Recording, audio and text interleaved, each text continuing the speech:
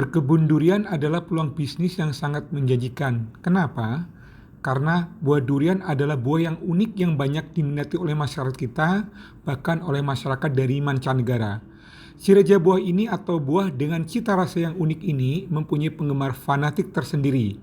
Dari sisi ekonomi, harga per kilogram atau harga per buah cukup mahal, sehingga bisa meningkatkan taraf hidup masyarakat. Hal inilah yang menjadikan buah durian menjadi peluang bisnis yang sangat menjanjikan.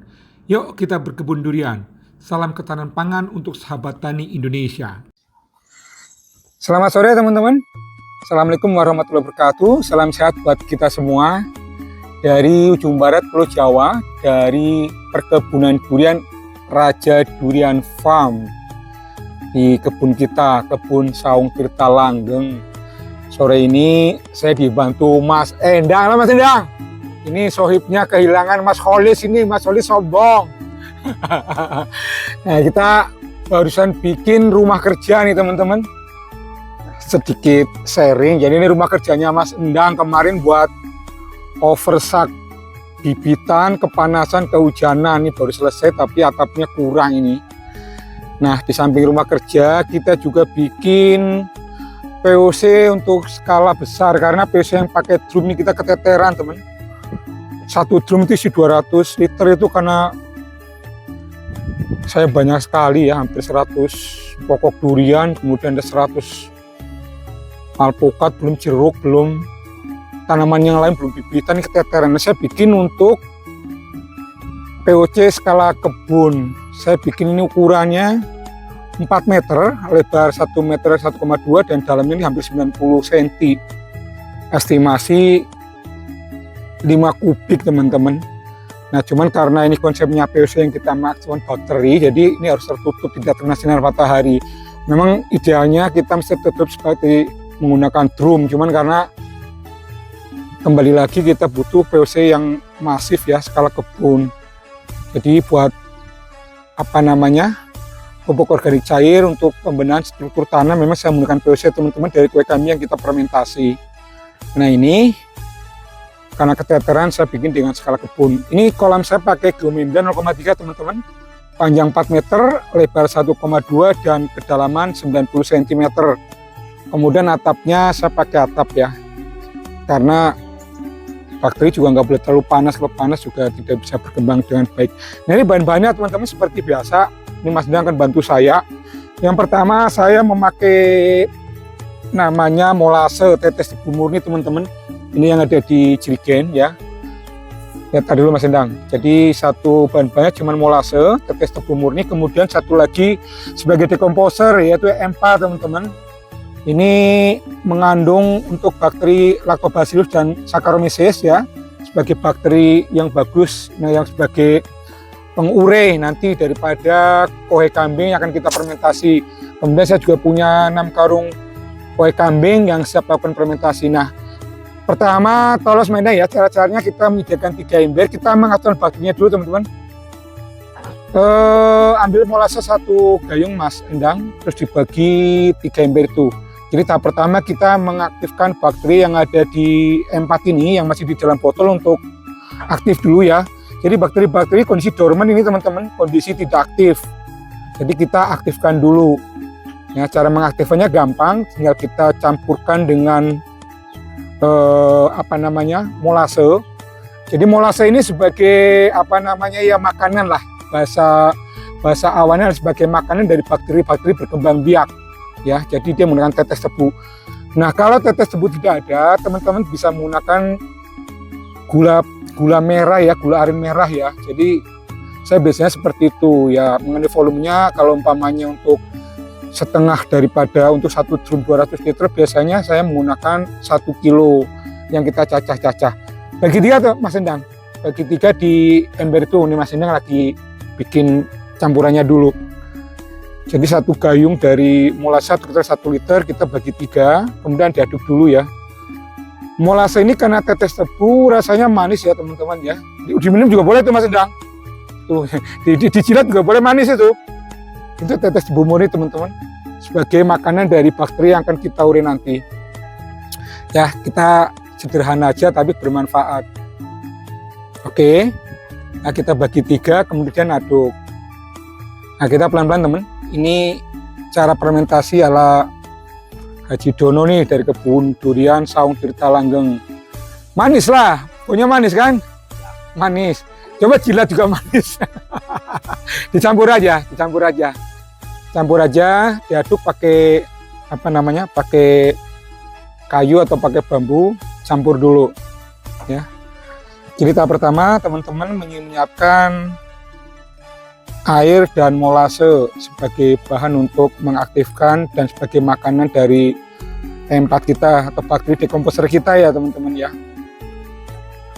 Biasanya memang saya menggunakan drum teman-teman, tapi terakhir-terakhir ini agak keteteran karena waktu fermentasi sendiri minimal itu 21 hari atau 3 minggu, sementara kebutuhan kita tuh banyak sekali ya. Jadi saya agak keteteran. Campuran saya biasanya untuk 1 liter fermentasi nanti saya menggunakan 10 liter air bersih ya. Nah ini kita menggunakan apa namanya, fermentasi di geomembran atau kolam. Nanti kita akan ambil di dalam fermentasi yang sudah jadi ini, kemudian kita taruh di tempat untuk distribusi penyiraman, karena penyiraman kita sudah menggunakan mekanis yaitu pipa-pipa yang sudah kita instalasi, jadi lebih efektif ya, lebih efektif. Kalau sudah, campurkan, aktifkan bakterinya dulu Mas Endang. Nih Mas Endang ini tim saya ini yang serba bisa. Tadi kalau untuk urusan kebun duriannya jago, urusan overstock jago, ini bikin rumah juga jago, megang gergajinya udah kayak tukang kayu.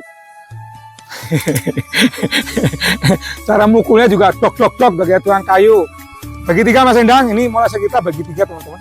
Bagi 3 di masing-masing ember, jadi kita aktifkan dulu bakterinya ya. Nah kita bikin skala besar teman-teman ya. Sepertiga aja Mas, jangan, oh iya boleh apa-apa. Bagi 3 dulu. 3. Nah, ini adalah standar dari pengaktifkan dari bakteri E4 ya. Ini teman-teman ya, kalau mengaktifkan seperti ini, biarkan sekitar 10 menit ya, jangan dicampur dulu dengan media ya. Fungsinya adalah agar bakteri yang tadi dormant di dalam botol itu aktif dulu, baru kita nanti campurkan dengan media. Ya kisaran 10 menit ya, jangan diapa-apain dulu, biarkan aja dulu, biarkan. Habiskan semuanya Mas Endang, dibagi rata aja menjadi 3 ya. Ini Mas Endang dulu, ini ceritanya dia skillnya di bidang apa Mas Endang? Motor ya, engine motor ya.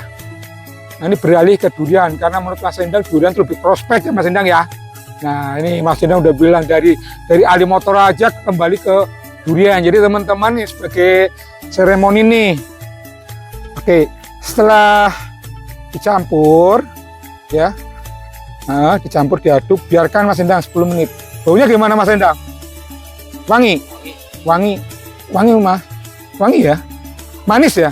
Bukan wangi, manis ya. Nah kita masukkan medianya dulu Mas Endang. Nah kita masukkan media kohe kambingnya. Saya memang tahap awal ini 6 karung dulu teman-teman ya. 6 karung kita masukkan ke kolam kita ya, namanya kolam aja lah teman-teman ya, karena memang ini lumayan besar. Masukkan aja dari sana, masukkan. Ini full ya, 6 karung. Ini harusnya di lubang-lubang, tapi nggak apa-apa lah, nanti kita gampang bolak-balik. Nggak apa-apa Mas Endang, nggak usah campurkan aja, masukkan aja. Langsung masukkan aja. Kita nggak usah buka ya teman-teman, masukin aja seperti itu. Nama-nama masukin, diatur. Ini cara mudah melakukan fermentasi teman-teman. Ya. 3 ya. Kita menggunakan perbandingan 1 kubik 1 karung. Jadi ini karena asumsi 5 kubik saya memakai 6 karung teman-teman. Nanti kalau kira-kira dalam perjalanan kurang kita tambahkan. Kita punya stok banyak kok ini. Ya, kita punya stoknya banyak. Nah, POC ini sangat membantu ya teman-teman ya. Teman-teman bisa lihat ya pohon durian saya, kemudian nih, teman-teman bisa lihat ya alpukat saya ya. Ini real ya teman-teman ya. Ini pohon alpukat yang kita tanam sekitar 7 bulanan. Jadi di samping hijau, hijaunya itu hijau pekat. Karena apa? Karena subur, nutrisi terpenuhi. Kimia saya tidak terlalu banyak teman-teman untuk kimia, tapi saya memang menggunakan POC rutin per 2 minggu ya. Dari fermentasi kohe kambing. Ya, ini contohnya nih, ini pohon alpukat saya. Ini durian bawor saya nih, teman-teman bisa lihat ya. Ini ya, nih. Ya, secara pertumbuhan itu pesat ya, karena memang tanahnya subur. Tanahnya subur. Jadi POC ini membuat tanah menjadi gembur dan subur ya teman-teman. Kemudian kita doping juga dengan kimia sesuai dengan dosis. Ini durian saya ya. Ini sudah kita buktikan bahwa POC ini rekomendasi untuk kita pakai karena di samping menggemburkan tanah menjadi subur, karena dari ini juga mengandung unsur N yang tinggi ya. Dia ada tanah di bawah menjadi subur teman-teman. Ini saya liatin di samping dari kolam saya aja ya. Ini teman-teman bisa lihat ya. Ini Bexapote saya di samping hijau, glowing juga mulai gelap ya karena bertrubus. Itu juga oci saya. Teman-teman bisa lihat ya. Saya rutin menggunakan POC ini baru. Mas Hendra, ini ada 4 bulan tanam nggak nih? Si alpukat ini 4 bulan ya. Ini 4 bulan nih teman-teman ya. Ini baru kita tanam di planter bag. Semua menggunakan POC teman-teman. Ya, nah kisaran ini tadi Mas Endang udah memasukkan koe kambing 6 karung ke dalam kolam. Nah, nanti tinggal kita memasukkan E4 dan molase yang udah kita aktifkan. Kita tinggal masukkan tuang ke dalam kolam dan biarkan. Nah, waktunya kalau ideal dari teori itu 21 hari ya teman-teman, tapi saya memakai memang lebih dari 2 bulan. Ini perbedaannya. Jadi saya memakai hampir 2 bulan 3 bulan. Kenapa? Agar bakteri sudah bisa berkembang dengan baik dan istilah bahasa awamnya itu menjadi matang ya, POC menjadi matang. Dan itu semakin lama juga nggak berbau ya. Jadi pengalaman saya itu yang saya fermentasi di dalam drum 200 liter, kalau saya buka itu kalau semakin lama nggak bau, baunya wangi teman-teman, baunya manis ya. Ya Mas Endang, kita masukin.